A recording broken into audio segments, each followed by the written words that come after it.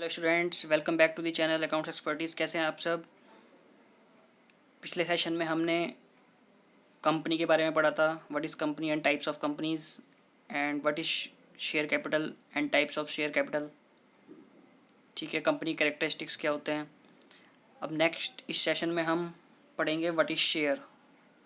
Shares हमारे कितने types के होते हैं, ठीक है, और हम जो शेयर्स इशू करते हैं उसमें स्टेप्स क्या क्या होते हैं, और हम फिर इसमें अकाउंटिंग ट्रीटमेंट देखेंगे कि जब हम शेयर्स इशू करते हैं, एप्लीकेशन मनी आती है हमारे पास, अलॉटमेंट करते हैं हम शेयर्स का, फिर उसके बाद हम बुक्स में क्या एंट्रीज़ करते हैं, उसकी जनरल एंट्रीज़। ठीक है, तो स्टार्ट करते हैं। Nature and classes of shares. ठीक है, हमारी जो कंपनी शेयर्स को इशू करती है उसकी नेचर और क्लासेस क्या होती हैं। ठीक है, नेचर मीन्स, अब देखो, shares refers to the units. जब हमने पिछले सेशन में पढ़ा था क्या कि कंपनी की एक कैपिटल होती है जिसे कहते हैं हम शेयर कैपिटल। शेयर कैपिटल हमने पढ़ा था ऑथराइज्ड होती है, फिर उसके बाद सब्सक्राइब्ड होती है। सब्सक्राइब्ड से पहले इशू होती है कि हम अपनी ऑथराइज्ड शेयर कैपिटल में से कितना इशूड कर रहे हैं। ठीक है, फिर उसके बाद सब्सक्राइब्ड, पब्लिक कितना उसको सब्सक्राइब कर रही है। ठीक है, फिर जब सब्सक्राइब या तो हमारा इक्वल हो सकता है जितना हमने इशू किया है, ठीक है, या उससे कम हो सकता है। फिर हम अपनी शेयर कैपिटल को क्या करते हैं, कॉल्ड करते हैं पब्लिक से। ठीक है, अब ज़रूरी नहीं है कि सारे जितने हमारे शेयर होल्डर्स जिसको हमने शेयर्स अलॉट किए हैं सभी ने हमारी जो कॉल्ड अप कैपिटल हमने कॉल्ड अप की है वो सभी उस पर कॉल पे कर दें। कुछ हो सकता है कुछ ना करें। ठीक है, तो वो हमारे कॉल्स इन एरियर्स हो जाते हैं। ठीक है, पेंडिंग हो जाते हैं हमारे। फिर हम क्या करते हैं, पेड अप कैपिटल निकालते हैं। पेड अप कैपिटल कैसे निकालते हैं, जब कॉल्ड करते हैं तो उसके बाद माइनस कॉल्स इन एरियर्स, जो शेयर होल्डर्स ने पैसा नहीं दिया वो हम माइनस करते हैं उसमें से, और पेड अप कैपिटल हमारी निकल के आती है कि पब्लिक ने कितना पे किया। ठीक है, तो शेयर कैपिटल लेट सपोज हमारी स्मॉल अमाउंट लेते हैं 1 लाख है। ठीक है, एंड नंबर ऑफ, हमारा जो पर वैल्यू है शेयर की, पर वैल्यू ऑफ शेयर ₹100 है। तो नंबर ऑफ शेयर होल्डर्स कितने हो गए,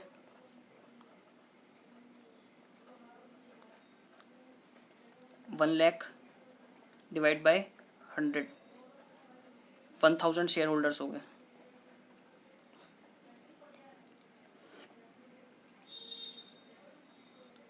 लेकिन ज़रूरी नहीं है कि ये 1000 ही हो, क्योंकि एक जने ने भी कितने शेयर्स हो सकते हैं, एक जने के पास, एक पर्सन के पास ही मान लो हमने 1000 शेयर निकाले। ठीक है, सॉरी, ये नंबर ऑफ शेयर होल्डर्स नहीं, नंबर ऑफ शेयर्स, क्योंकि शेयर होल्डर्स तो कितने भी हो सकते हैं, कम भी हो सकते हैं, ज़्यादा भी हो सकते हैं। हम क्या निकाल रहे हैं, number of shares. Number of shares कैसे निकालेंगे, शेयर कैपिटल डिवाइड बाय पर वैल्यू ऑफ शेयर्स। तो हमारे कितने आ गए, 1000 शेयर्स कंपनी ने इशू किए हुए हैं। ठीक है, अब शेयर्स क्या होता है, हमारी मान लो एक कैपिटल है ये पूरी 1 लाख। अब जैसे एक रोटी होती है, रोटी में क्या करते हैं हम, टुकड़े करते हैं रोटी के। ठीक है, तो ऐसे ही जो कंपनी के शेयर कैपिटल है उसके टुकड़े करने, उसके टुकड़ों को, उसके छोटे छोटे स्मॉल पीसेस को क्या कहते हैं हम, एक एक पीस को, यूनिफॉर्म अमाउंट के एक पीस को हम क्या कहते हैं, शेयर। डिट इसको शेयर। हमारी टोटल कैपिटल थी 1 लाख, और हमने, हमारी एक शेयर की वैल्यू 100 रुपये है। तो हमारे पास कितने शेयर्स हैं कंपनी में, कंपनी ने कितने शेयर्स इशू किए हुए हैं, मतलब 1000 शेयर्स इशू किए हुए हैं, और एक शेयर की वैल्यू कितनी है, 100। ठीक है, तो shares refers to the units into which the total share of a capital of a company is divided. Shares क्या है, वो चीज़ जिसमें कंपनी की जो कैपिटल है वो डिवाइडेड हो किससे, अमाउंट ऑफ शेयर से।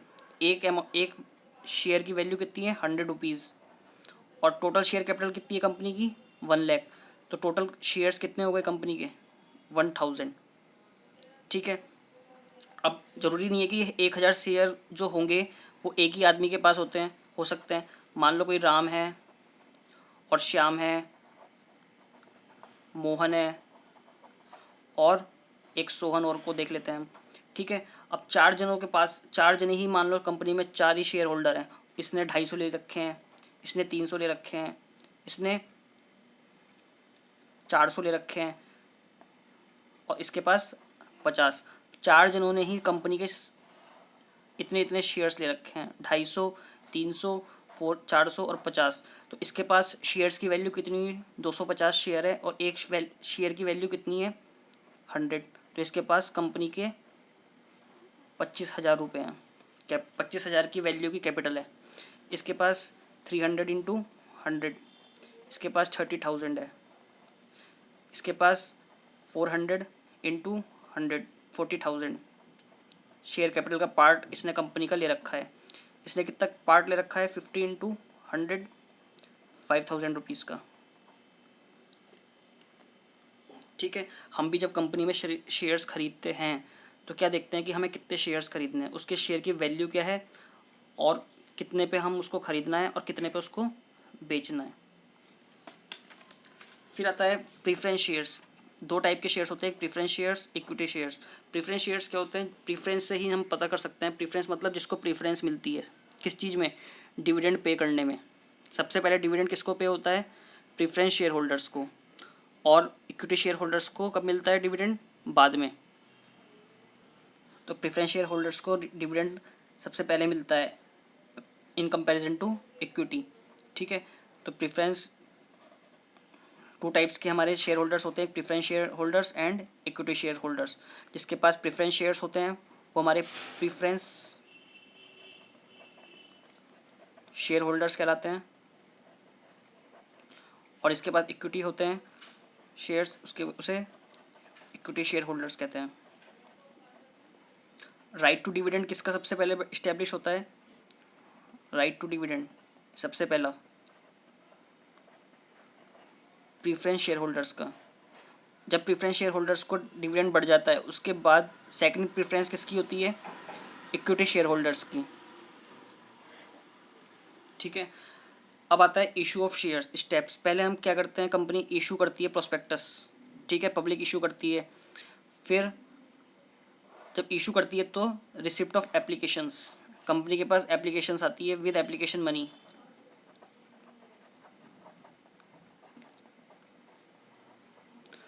जब एप्लीकेशन मनी आती है कंपनी के पास, जितना कंपनी ने क्या कर रखा है? सब्सक्रिप्शन दे रखा है, इशूड की हुई है कैपिटल।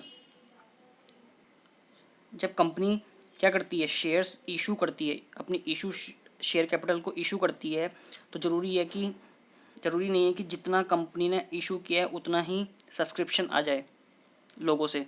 हो सकता है उससे ज़्यादा भी आ जाए, ओवर, चाहे तो अंडर सब्सक्रिप्शन भी हो सकता है। मान लो कंपनी ने 1 लाख की कैपिटल इशू करी, ठीक है, तो हो सकता है सब्सक्रिप्शन 90,000 का ही आए, हो सकता है पूरे 1 लाख का ही आ जाए केवल, और हो सकता है 1,20,000 का आए। जब 90,000 का मिल रहा है तो कंपनी क्या करेगी? सारे शेयर्स इन 90,000 वालों को अलॉट कर देगी।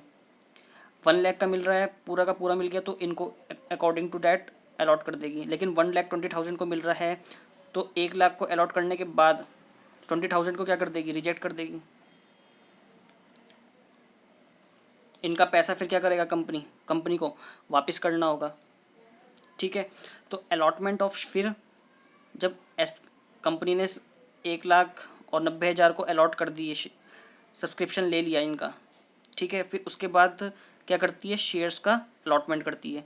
शेयर्स अलॉट करने के बाद फिर अगर कंपनी ने कोई फाइनल कॉल्स भी रखी हुई हैं, क्योंकि कंपनी के पास सारा पैसा एकदम नहीं आ जाता है शेयर का, किस टुकड़ों में आता है? पहले एप्लीकेशन मनी, फिर अलॉटमेंट मनी, फिर कॉल्स। अब कॉल्स कितनी भी हो सकती हैं, first call, second call, third call, final call. ठीक है।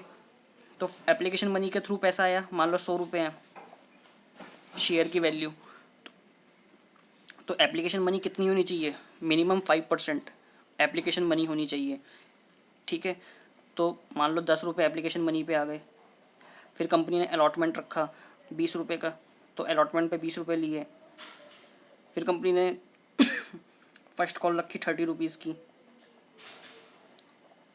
फिर सेकंड कॉल रखी एट सपोज ₹20 की, एंड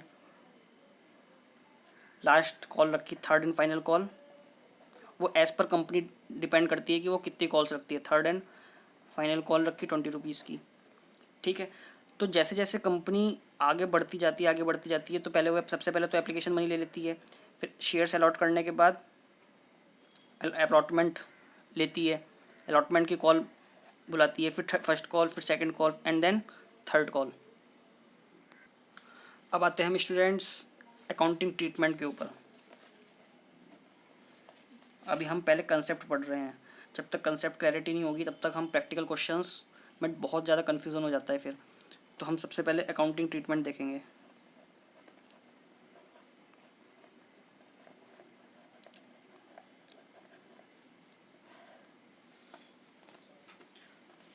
देखिए सबसे पहले क्या करेगी कंपनी, कॉल मंगाएगी, एप्लीकेशन को मनी मंगाएगी, ठीक है। ऑन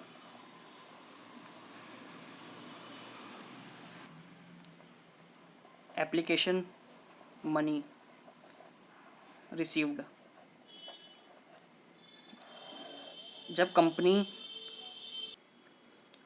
एप्लीकेशन मनी मंगाएगी तो अब एंट्री क्या करेगी, जब हमारे पास पैसा आता है तो हम क्या एंट्री करते हैं,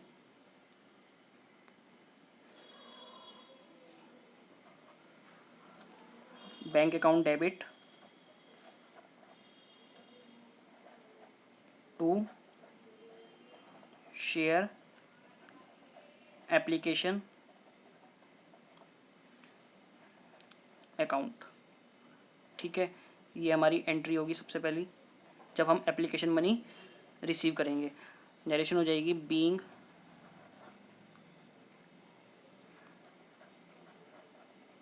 एप्लीकेशन मनी रिसीव्ड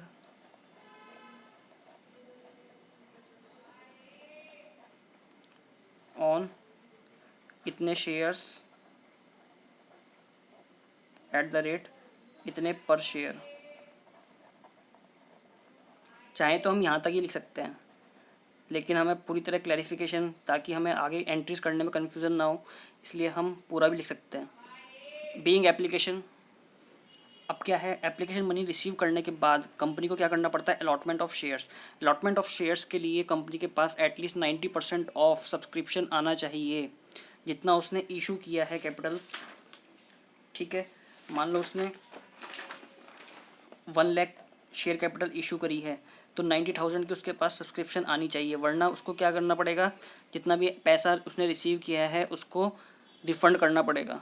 तो ये एज़ पर जो लॉ है, तो क्या है कि 90% ऑफ सब्सक्रिप्शन, जब पब्लिक इशू करती है कंपनी तो 90% ऑफ सब्सक्रिप्शन उसे रिसीव होना चाहिए, ठीक है। अब फिर क्या है, number second allotment, on allotment,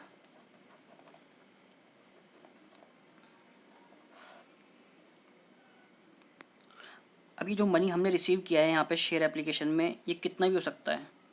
ज़रूरी नहीं है कि हमने मान लो 10,000 शेयर इशू किए हैं, 10,000 हमने 1 लाख की हमने इशू करी है कैपिटल, ठीक है। तो 1 लाख का ही अमाउंट रिसीव हमें यहाँ पे होगा।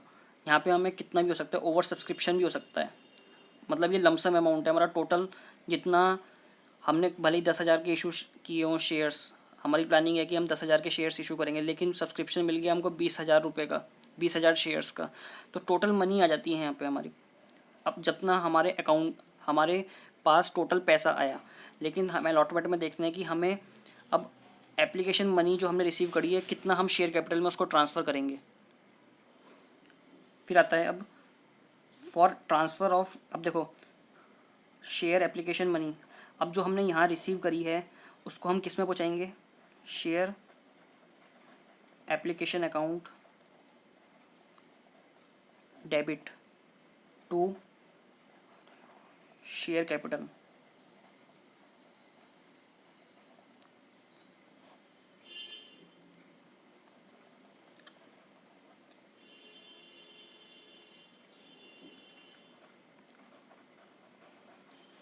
एप्लीकेशन मनी रिसीव्ड ऑन इतने शेयर्स अलॉटेड, जितने शेयर्स अलॉट किए हैं उतने शेयर एप्लीकेशन मनी, उतने शेयर्स की एप्लीकेशन मनी ही शेयर कैपिटल अकाउंट में ट्रांसफ़र होगी। एक भी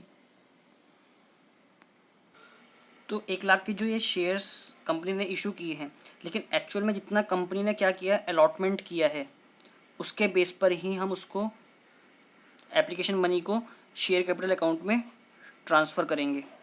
ठीक है, जितना शेयर्स का अलॉटमेंट हुआ है उतना शेयर कैपिटल अकाउंट में ट्रांसफ़र करेंगे। बाकी जो एप्लीकेशन मनी हमें ओवर रिसीव हुआ, यहाँ पे क्या है, इसमें ओवर भी इंक्लूड हो सकता है, ओवर मनी। ठीक है, जितना हमने सब्सक्रिप्शन करना नहीं, ज़्यादा लोगों ने सब्सक्रिप्शन कर लिया है इसलिए ओवर मनी आ गया हमारे पास। ठीक है, वो हम क्या करेंगे, वापस शेयर होल्डर्स जो पब्लिक है उसको रिफ़ंड करेंगे, और बाकी जो हमारा वैलिड अमाउंट है, जितना जितना हमने इशू किया है उतना हम शेयर कैपिटल अकाउंट में ट्रांसफ़र कर देंगे एप्लीकेशन मनी को।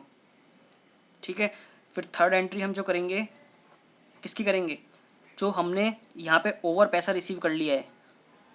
ठीक है, तो अब देखो ये वाला जो हमारा अकाउंट है ये मेन अकाउंट है कैपिटल का, शेयर कैपिटल अकाउंट का।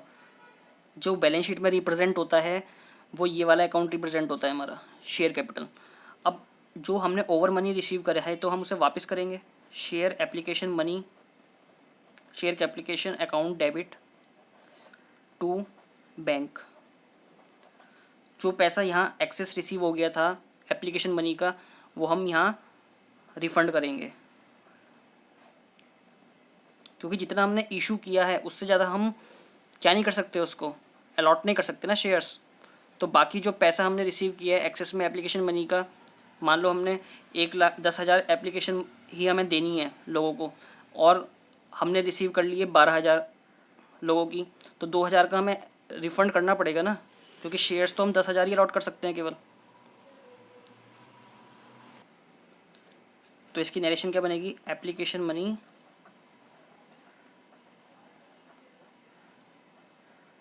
Returned on applications on rejected applications of जितने शेयर्स की है, application money return on rejected applications of इतने शेयर, जितने मान लो 10,000 हमें इशू करने हैं शेयर्स, 12,000 हमारे पास आ गई एप्लीकेशंस, तो बाकी 2,000 एप्लीकेशंस का हम क्या करेंगे, रिजेक्ट करने के बाद उसका जो एप्लीकेशन मनी है हमने रिसीव किया है एक्सेस में वो वापस लौटा देंगे। ठीक है, अब हमारी नेक्स्ट जो ड्यू होती है वो क्या होता है, शेयर अलॉटमेंट। तो इसकी एंट्री क्या होगी, share allotment account debit to share capital. ठीक है, कितने से, being amount due on share allotment.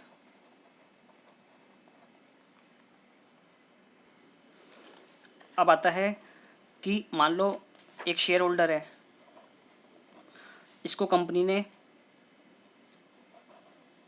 इसने अप्लाई किया था कितने शेयर्स के लिए, 2,000 शेयर्स के लिए, लेकिन कंपनी ने इसको केवल 1,000 शेयर्स ही अलॉट किए।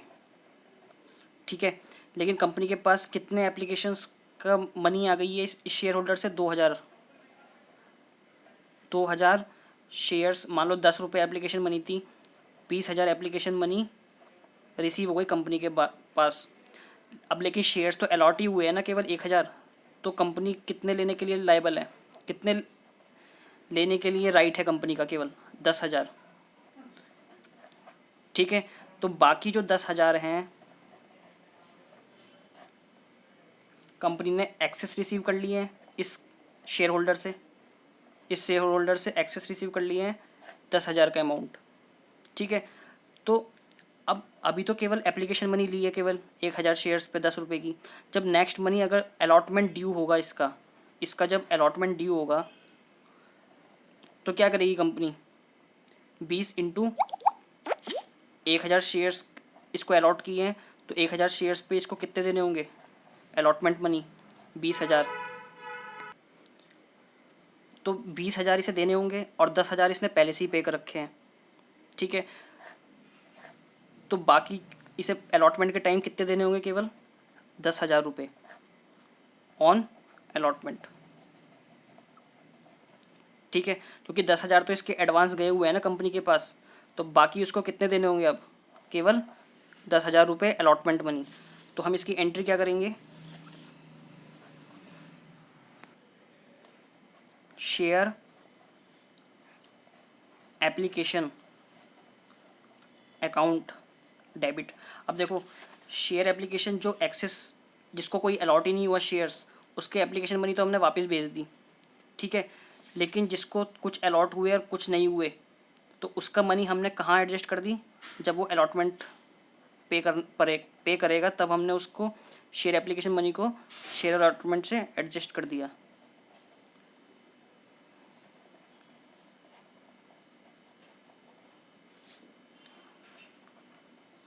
बीइंग एप्लीकेशन मनी ऑन, अब जैसे ये यहाँ पे कितने थे 1000 shares at the rate ₹10 each adjusted to allotment amount due on allotment. जो 20,000 रुपये उसको कंपनी को रिसीव हुए, 10,000 रुपये उसने कंपनी लेने के लिए है, क्योंकि 1,000 शेयर्स ही तो अलॉट किए हैं कंपनी ने शेयर होल्डर को, और पैसा ले लिया है 2,000 रुपये का। तो बाकी जो 10,000 रुपये कंपनी के पास एक्सेस हैं वो किस में अलॉट, अब जो शेयर होल्डर है वो अलॉटमेंट के टाइम कंपनी को इतने देगा, 20 रुपये की एक कॉल है अलॉटमेंट की, और 1,000 शेयर्स उसने पहले से ही उसको अलॉट हो चुके हैं। तो 20,000 रुपये कंपनी को देने के लिए, लेकिन 10,000 उसने पहले से ही दे रखे हैं, तो बाकी वो कितने देगा 10,000। तो एडजस्टमेंट कितना किया है एप्लीकेशन मनी का अलॉटमेंट में, 10,000 रुपये का। एक्सेस जो किया है पे, उसकी तो अलॉटमेंट होगा, 10 इज एडजस्टेड टू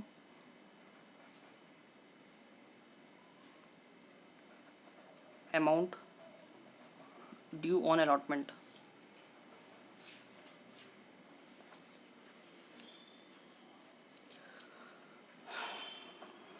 अब जिसका एक्सेस नहीं है एप्लीकेशन मनी, जिसकी एक्सेस नहीं आई है, तो उससे डायरेक्ट क्या करेगी, अलॉटमेंट का मनी लेगी, bank account debit to share allotment.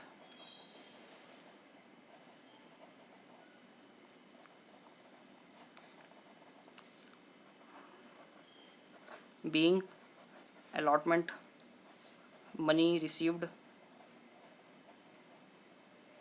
On इतने शेयर्स।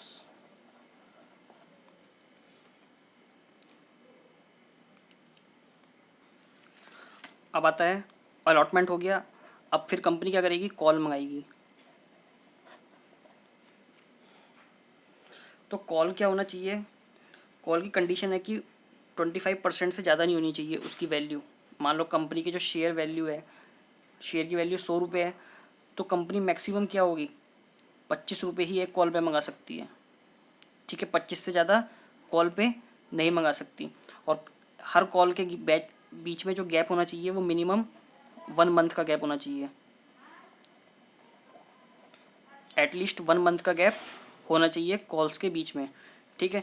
जब कॉल मंगाएगी तो हम एंट्री क्या करेंगे इसकी, पहले ड्यू, कि हमने हमारी कॉल कंपनी ने पहले क्या करेगी, कंपनी ड्यू करेगी कॉल्स को, शेयर। अब देखो यहाँ पे बीच में डैश कॉल, अब वो कौन सी कॉल है वो हम यहाँ लिखेंगे, first call, second call, final call. Share call account debit to share capital account.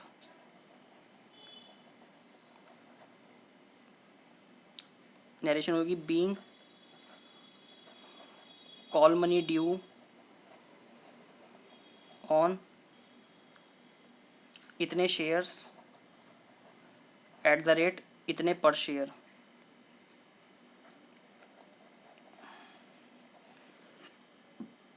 और जब कॉल मनी रिसीव्ड हो जाएगी, यहाँ पे हमारा क्या आएगा, फर्स्ट कॉल, सेकंड कॉल या थर्ड कॉल और फाइनल कॉल। अब बैंक अकाउंट डेबिट जब रिसीव कर, पहले तो ड्यू करी, अब क्या करेगी, रिसीव करेगी। बैंक अकाउंट डेबिट टू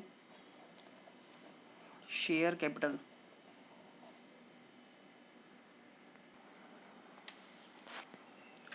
तो शेयर कैपिटल अकाउंट डेबिट इतने से क्या हो गया, शेयर जो bank being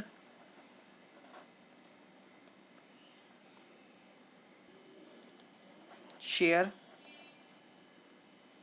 final share call money received. यहाँ शेयर कैपिटल नहीं आएगा, सॉरी, क्योंकि शेयर कैपिटल तो हम यहीं पे पहले ड्यू कर चुके हैं ना। अब क्या कॉल आ रही है, bank account debit to share call, जो हमने यहाँ पे ड्यू की थी, share first call, second call, third call, तो वही bank account debit to share call. क्योंकि हमें ट्रांसफ़र करने की ज़रूरत नहीं है, एप्लीकेशन में क्या था, हमने पहले रिसीव किया था एप्लीकेशन मनी, फिर शेयर कैपिटल में ट्रांसफ़र किया।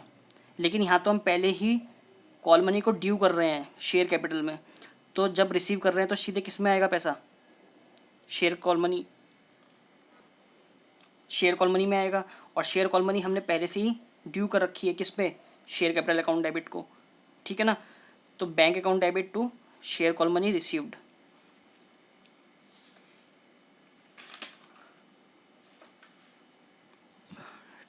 ठीक है स्टूडेंट्स, अभी हमारा ये क्या शेयर एप्लीकेशन का हमारा पार्ट हो चुका है।